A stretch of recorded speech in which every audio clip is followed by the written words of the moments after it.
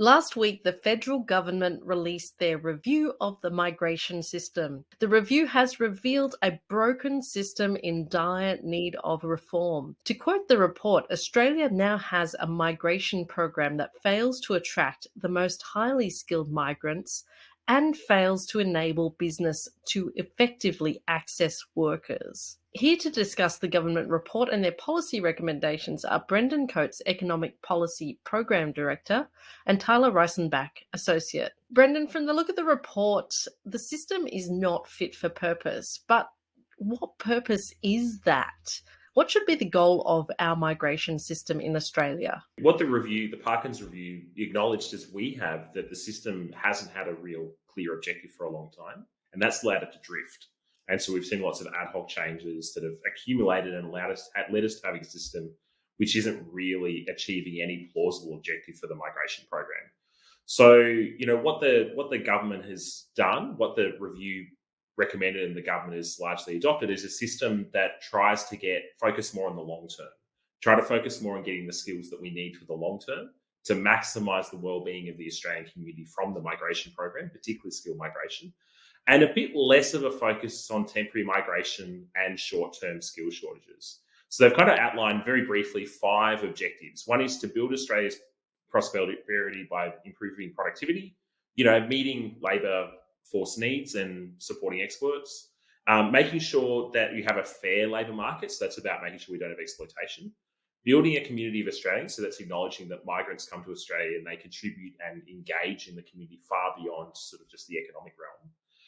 Protecting Australia's interests in the world and providing a fast, efficient and fair system. The last of these is actually really important for achieving those other objectives, because we won't be able to attract those skilled migrants we really need if the system isn't simple to use for employers, simple to use for prospective migrants.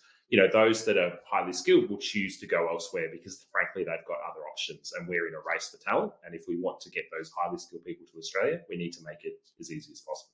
Tyler, as a result of the report, the government has announced some immediate changes to the temporary skilled migration income threshold, which if you've been listening to the podcast for a while, might sound familiar. We have discussed it previously, and you both previously recommended what's called a Goldilocks threshold of $70,000, which has actually just been picked up by government. Why did you choose this amount? And could you go through the changes for me, please? I might start with explaining, for those that haven't been following along avidly, what the TISMIT actually is. So the TISMIT is the threshold by which skilled migrants have to earn above that threshold to come to Australia under a skilled program. So that applies both for temporary skilled migration as well as permanent skilled migration.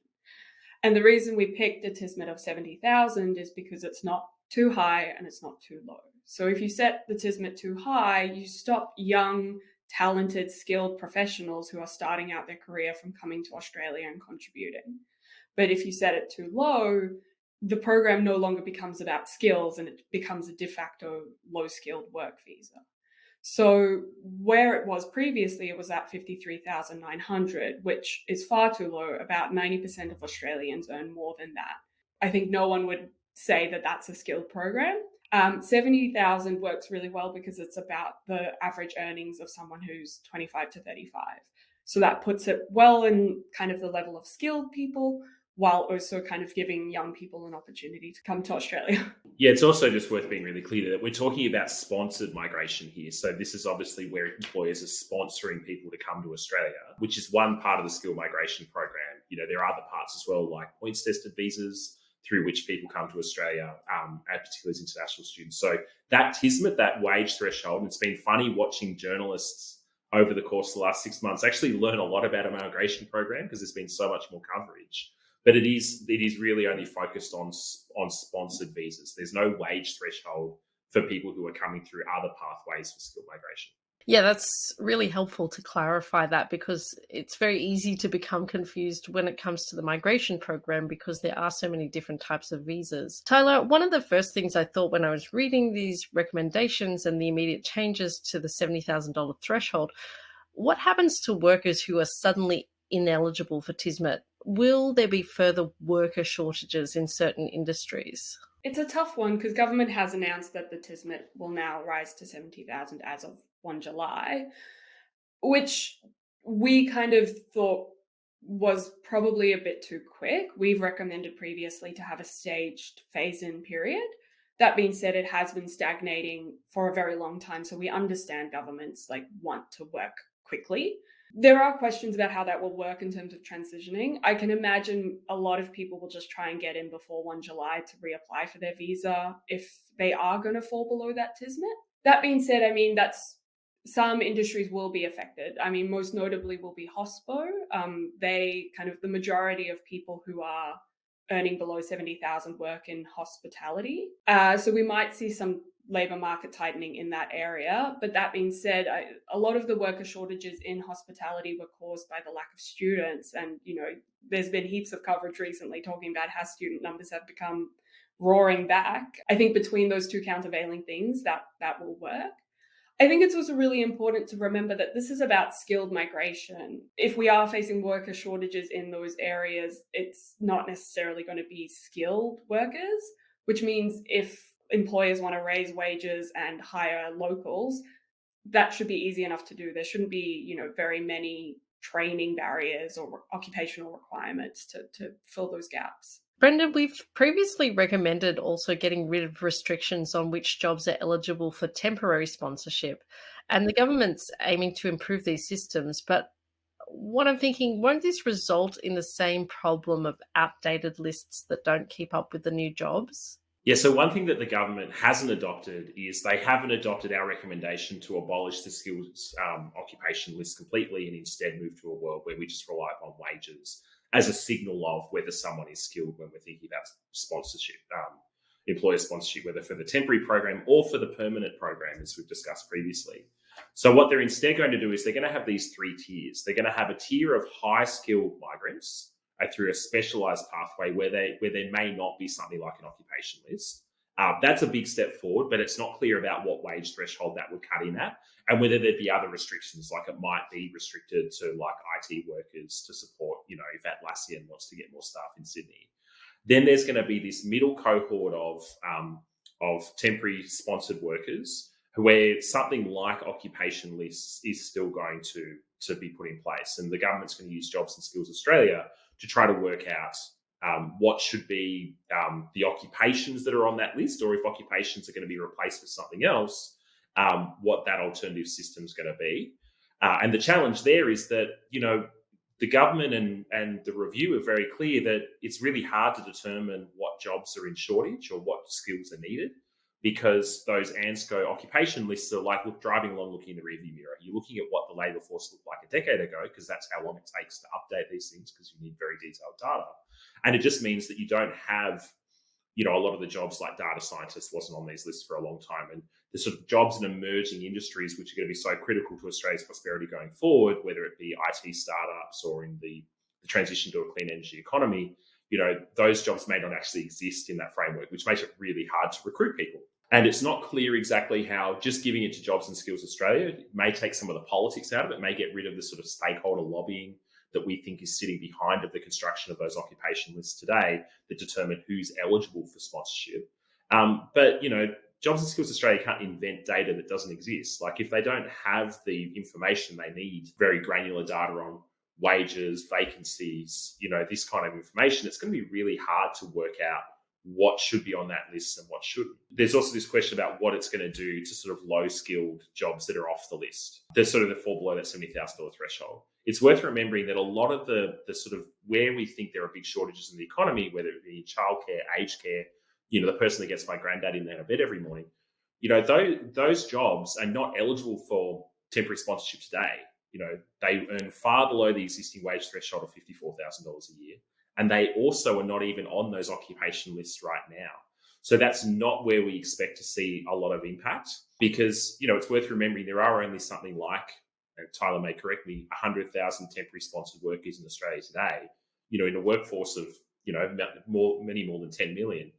That's a pretty small number of workers. And if we're only knocking out a third of those people who earn less than 70,000 today, the impact on the labour market actually will be fairly small. Just a follow-up there, Brendan. Is that because the system is too hard to navigate? If they make the system easier, do you think that those migration numbers would increase? They'd increase somewhat, certainly. But, it's just a relatively small part of our migration program, because there are costs, as you say, as you sort of outlined. There are impediments to sponsoring workers, and if it made it easier, potentially you would get more. And so our hope would be, if you raise the wage threshold but make it easier, we'd maybe get the same number of sponsored workers we get today, but they're just higher skilled on average. It's just a small part of our program compared to the fact that we have a large permanent program. We have a large family reunion program. We have many people here as students. We have many people here as working holiday makers. And those pathways, there are just genuinely more people flowing through those pathways because people come to Australia for a whole bunch of different reasons. And temporary sponsorship is actually just a small part of where migrants come from when they choose to make Australia home. So, I mean, I guess on the question of low-skilled workers and aged care workers in particular, the government has committed to a new tripartite forum to try and kind of outline a way forward for areas of critical shortages in low-skilled work. The idea being is that, you know, there will be a need where wages can't adjust to attract workers to increase our temporary migration in that space. I think Grattan's previously spoken about that there are significant risks. People that are lower skilled are more likely to be exploited. We risk entrenching a guest worker society if we're bringing people here with no prospect of permanent residency at the end of it. And so it'll be really interesting to see what government does in this space. I think we would kind of echo our previous cautions that you should really only be doing this in cases where wages can't adjust. There is no market for market mechanism to bring and attract more people into this area. And so I think something like aged care, so government's they've announced this morning in the budget, we're recording this on a Thursday, that they've budgeted for they've committed to the 15% increase for aged care workers. And it will cost something insane like $11 billion. In that case, there might be a need for temporary migration to come in and help fill some of those aged care worker gaps. Because of the government funding, wages can't adjust as they should to attract more people into the workforce. One thing that we'd caution is you shouldn't be opening this to agriculture. You shouldn't be opening this to hospitality. In that case, we'd really want to see wages increase if people can't seem to find workers. Yeah, in the long term, the only way we're going to solve that aged care workforce issues, childcare workforce issues, if we raise those wages. But even as we raise those wages, it's going to take some time. You know, I want someone to get my granddad out of bed every morning in his nursing home. That person earns, a relatively low wage. That wage should increase. But even if we raise the wages by 25% tomorrow, it's going to take some time before the sort of workforce is there, particularly because the government at the same time is also increasing staffing levels and standards in aged care. And so I think they're very conscious of the need to make sure that doesn't lead to the closure of aged care homes. And migration is one of the ways to solve it. It's just really hard and really risky to have many more low-skilled migrants come to Australia because they're very high risk of being exploited unless we can solve those issues. And I think we also risk reinforcing the gender pay gap because these are predominantly female-dominated industries. And so if you're bringing migrants in, you are going to put a little bit of downward pressure on the people in those industries already. Turning now to permanent skilled migration, the government hasn't made immediate changes, but has instead committed to do further work in this area.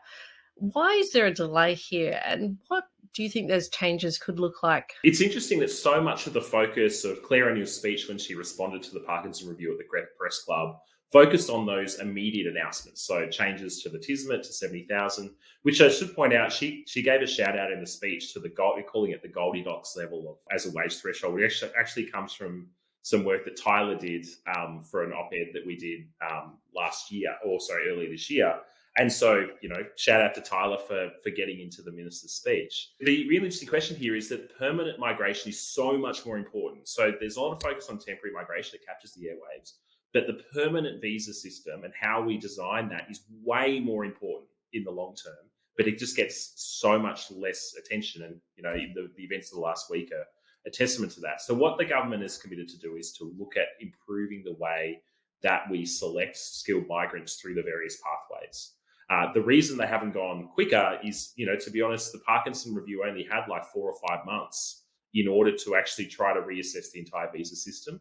I can speak from personal experience working on migration at Grattan. It takes longer than that to answer all of these questions. And so there's things that the government's committed to now, and there's things where the review has set out a reform direction that the government's going to then work towards over the next few months. Noting as well that a big part of this is trying to bring the business community, the unions, along with them.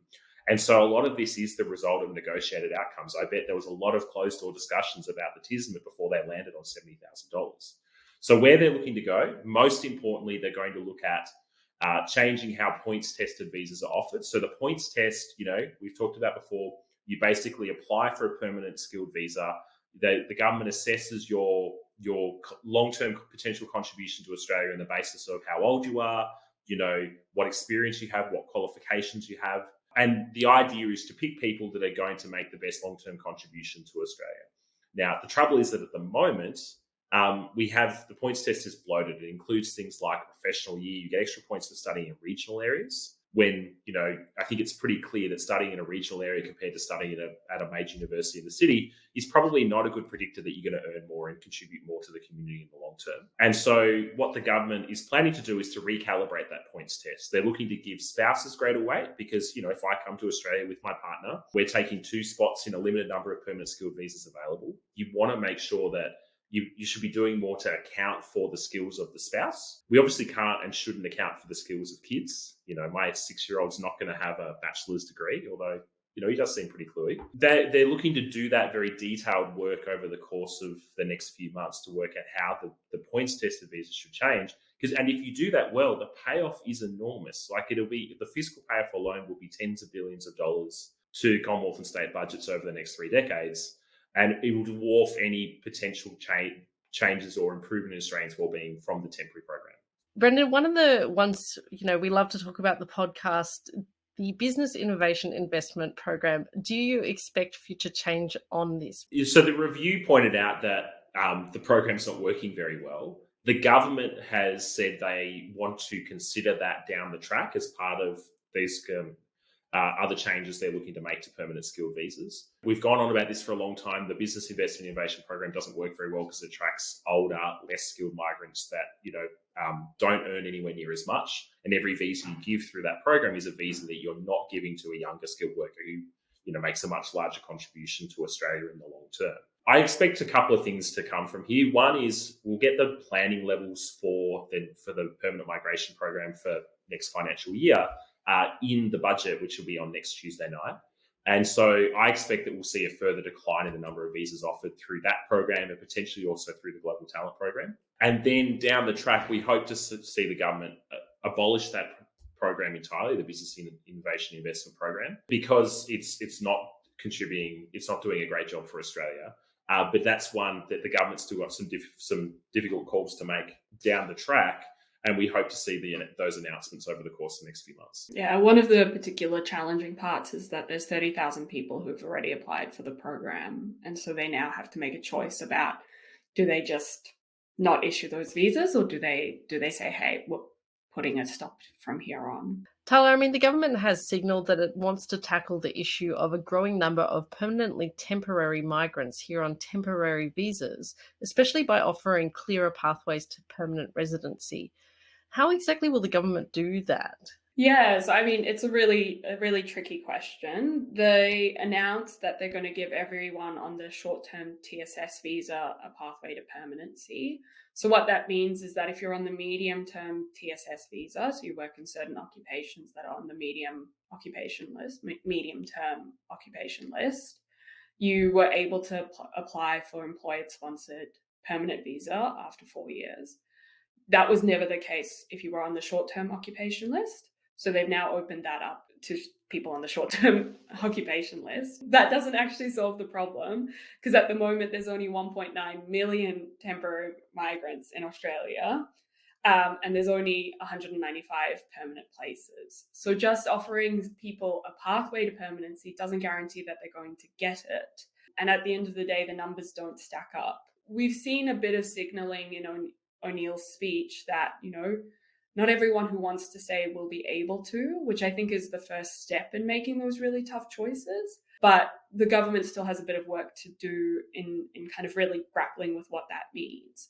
The review gave a little bit of guidance, talking about prioritizing, if you're on a temporary visa and the points test potentially, or having separate pathways, or facilitating transitions for students. But at the end of the day, it's just a mathematical question. If we have that many temporary migrants, we can't offer everyone a permanent visa. And so I think the really tough thing for government to do in the next couple of years is to say, we're not giving you false hope. If we don't think there's a pathway to permanency here, you can't stay. And that involves some really tough conversations to have with migrants who would like to stay. And it's also not clear how to kind of make those calls. So still a little bit of work to be done. I'd also just add one last thing, which is they've also created a pathway to permanency for Kiwis. So in Australia, every Kiwi can come immediately and just they're granted a visa on arrival, but there's no pathway to permanency. You can't apply for PR if you're on the special category visa. So giving that pathway now means that we're treating Kiwis the same way as Australians get treated when they move to New Zealand, but it's not clear how that fits into the planning caps or anything like that. So that will be one very simple thing that will kind of help the problem. The last thing I want to ask you about, I mean, the federal opposition has accused the government of running a big Australia agenda by stealth. And for those who don't recall, under Kevin Rudd's leadership, Labor previously committed to a big Australia policy to increase the population to 36 million by 2050. Is the government running a big Australia policy here? Thanks, Kat. I think this is going to be a big focus of the political debate in the next few months. And so it's probably worth just briefly explaining how migration adds to the population in Australia and sort of what's driving the record flows we're seeing recently. So at the moment, what's driving this is that net overseas migration, which is a measure of how many people are long-term residents in Australia. You've got to have been here for 12 out of the last 16 months. This year, where with the Treasury is forecasting that net overseas migration for the financial year we're currently in is going to total 400,000 people, which is the largest number on record. So that's very big. And it's historically more like 250,000. And it's going to be 315,000 next financial year. So why do we have these record flows of migrants coming into the country or increase in the population? Well, a large part of it is just the catch up from COVID. We closed the borders, and so many temporary migrants went home, including many students, and people who started studying their degrees with Australian universities did so remotely. Now the borders have reopened as we've managed to vaccinate the Australian community, and COVID's less of a risk than it was, and so a lot of those students, working holiday makers, others are coming back to Australia, and that's what's driving the record flows. And at the same time, because we don't have as many second and third year uni students that are coming close to the end of their degrees, fewer people are leaving. And so, normally we get this big increase in net overseas migration. We're getting it right now because of a very particular set of factors. Now, part of it as well is that decisions of the former government, such as extending work rights or uncapping work rights for international students, have also accelerated the pace of students coming to Australia. We saw record numbers of students applying to come to Australia from places like Nepal, where there is an issue where with some countries people come to Australia to study, but then they're really here to work. The opposition has accused the government of running a big Australia policy on the basis of the record numbers of these inflows. A large share of that is just naturally arising from the catch-up from COVID. The population will still be, 600,000 smaller based on some estimates out today than what it would have otherwise been with COVID over the course of the next decade. So we've still got a smaller population in Australia because of COVID. It's just we're getting rapid catch-up from where we were. The government, though, has done some things that will increase the resident population of Australia. You mentioned the pathways for Kiwis to stay permanently. That will increase Australia's resident population long term. They boosted the number of permanent visa holders from 160 to 195,000. That doesn't affect the population straight away because most permanent visas are issued to people already here. But in the long term, if that's continued, it will boost Australia's population. And the one that people aren't talking about that will have a fairly big impact is we've extended the period of those graduate visas. So when you finish your international studies as an international student, you then can stay in Australia and work. And historically could work for 2 or 3 years, depending upon what you studied. Now it's sort of 4, 5, 6 years. And that's going to increase the number of people who are in Australia for longer. Although it's worth clarifying as well, you have to have studied a particular area that is deemed to be in shortage. So it's not universally all students now get this extension. Yeah, that's a great point, Tyler. So as is always the case with migration, there are always caveats. And so the net effect of that is that the population potentially could end up being bigger. Now, the government is emphasising that by raising the TISMA to 70,000, they will reduce the number of temporary visa holders that are here. So there's a number that's out ahead of the budget saying that the government's decisions will reduce the number of low-paid migrants entering the country by up to 31,000 a year. So that's an effect, but it's offset by these other decisions that have been made by governments from both sides of politics over the course of the last couple of years. So I think we're going to see a big debate about this going forward because it has big implications for the rental market. Vacancy rates are at historic lows, and migrants do add to demand for Australian housing. And in the short term, we can't easily build more. And they are adding to the fact that vacancy rates are low and rents are rising. That said, it's really hard to cut back parts of the migration program easily. A lot of this is just the flow of automatic decision. The flow of migrants are rising from the existing settings. There haven't been policy changes. And so if you were going to try to cut back the numbers in response to this, are you going to put a higher bar on international students? The government said they're keen to do that in some way. So maybe shut down some poor quality providers of courses that international students are coming in. You could restrict the number of working holiday makers. The reality is we've just got a really tight housing market for a couple of years because of the response to COVID. Migrants left, they've now come back. Australians are demanding more housing, and that's what's leading to these concerns about a big Australia.